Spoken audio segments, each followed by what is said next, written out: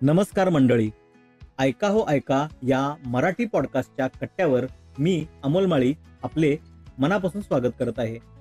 मागील भागात आपण बचत आणि गुंतवणूक यातील फरक आणि ती कशा पद्धतीने करावी याबाबतही आपण सविस्तरपणे जाणून घेतले. या भागात आपण उत्पन्न आणि खर्च यातील फरक सविस्तरपणे समजून घेऊ.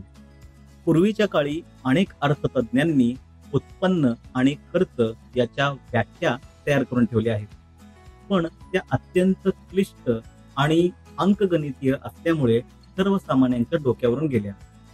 साहजिकच उत्पन्न कोणते, गुंतवणूक कोणती आणि खर्च कोणता याबाबत सर्वांना एक मोठा गोंधळ किंवा त्याबाबत प्रश्नचिन्ह असल्याचे सातत्याने जाणवते.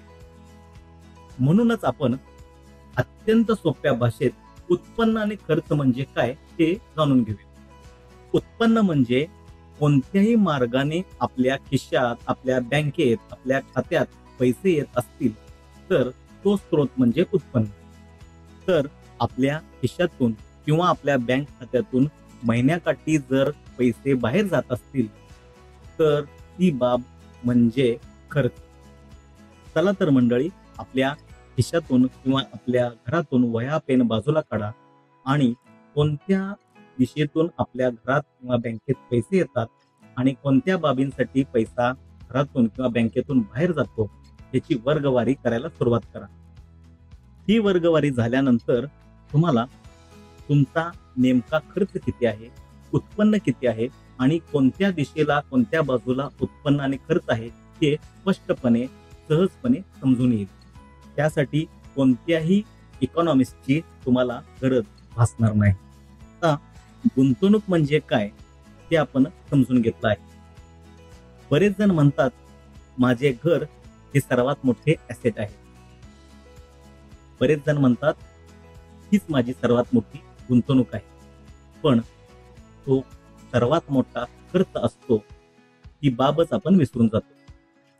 घर घेताना किंवा घर घेतल्यानंतर महिनाकाठी EMI भरायला लागतो.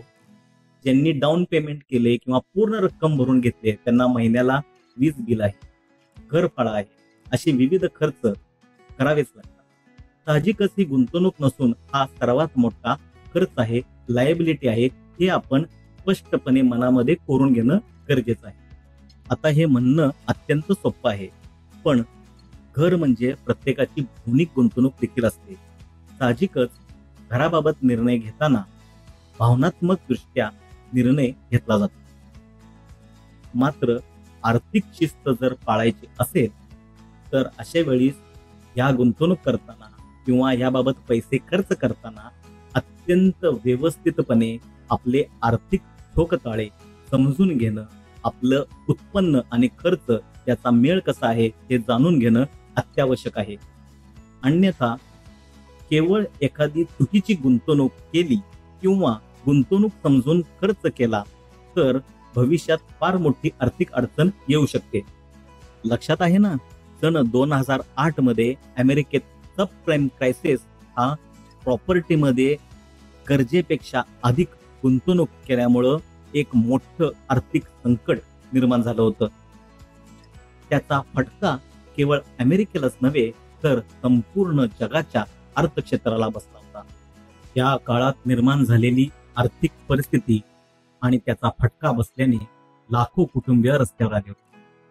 त्याची तुलना सर्वत्र निश्चितपणे करता येणार नाही. पहिले घर घेताना त्याबाबत विचार करणं तसे चुकीचेच आहे.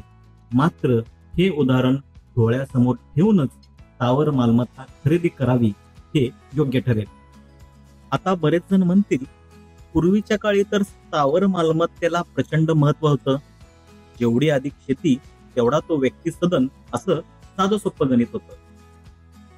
आता हे सूत्र अवलंबून आपण स्थावर मालमत्ता किंवा जमीन खरेदी करावी का? तर याचे उत्तर हो आणि नाही असे दोन्ही पण होते.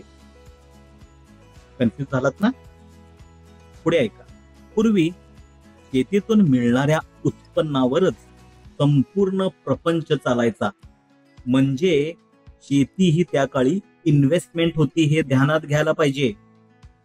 आता या काळात जी काही मालमत्ता आपण खरेदी करू त्यातून असा इन्कम होईल का, हा प्रश्न प्रत्येकानं स्वतःला विचारणं अत्यावश्यक आहे. त्यातून मिळणाऱ्या उत्तरातूनच हो किंवा नाही हे आपल्या समोर अत्यंत स्पष्ट होईल आणि त्याबाबत निर्णय घेणेही सोपे होईल. कोणत्याही इन्व्हेस्टमेंट ऍडवायझरकडे न जाता स्वतः घरच्या घरी वही पेन घेऊन हा निर्णय तुम्ही घेऊ शकता.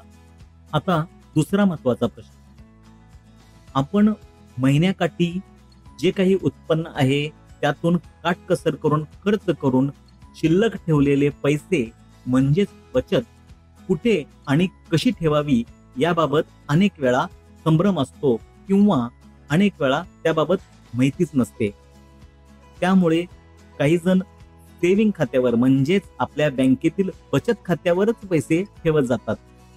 काही जण पारंपरिक पद्धतीनं पोस्ट बचत खात्यामध्ये किंवा काही जण फिक्स डिपॉझिट मध्ये हे पैसे ठेवतात. हे मार्ग सर्वात सुरक्षित असले तरी पण परतावा म्हणजेच रिटर्न्स ऑन इन्व्हेस्टमेंट या पातळीवरती अत्यंत चुकीचे समजले जातात. काही वेळा आर्थिकदृष्ट्या स्थैर्य आणण्यासाठी हे मार्ग आणि माध्यम अत्यंत योग्य आहे असे आपण समजू शकतो. उदाहरणच द्यायचं झालं तर एखादा रिटायर व्यक्ती किंवा पेन्शनर आपली बचत किंवा त्याच्याकडे राहिलेली शिल्लक रक्कम फिक्स डिपॉझिट किंवा पोस्टल बचत खात्यामध्ये ठेवणं हितकारक त्याच्यासाठी आणि सर्व त्याच्या कुटुंबासाठी अत्यंत योग्य निर्णय ठरेल. मात्र एखाद्या 20तील किंवा 30तील तरुणांनी असाच निर्णय घेणं अत्यंत चुकीचे ठरेल. चला तर मग मंडळी, आज येथेच थांबूया. पुन्हा लवकरच भेटूया आपल्या नवीन भागाबरोबर. तुम्हाला आमचा हा भाग आवडला असेल तर लाईक करा, फॉलो करा आणि शेअर करा. आणि हो, ऐका हो ऐका या मराठी पॉडकास्टच्या इंस्टाग्राम, फेसबुक आणि यूट्यूब पेजवर हा एपिसोड तुम्हाला कसा वाटला हे कळवायला विसरू नका. तोपर्यंत ऐकत रहा ऐका हो ऐका मराठी पॉडकास्ट. धन्यवाद.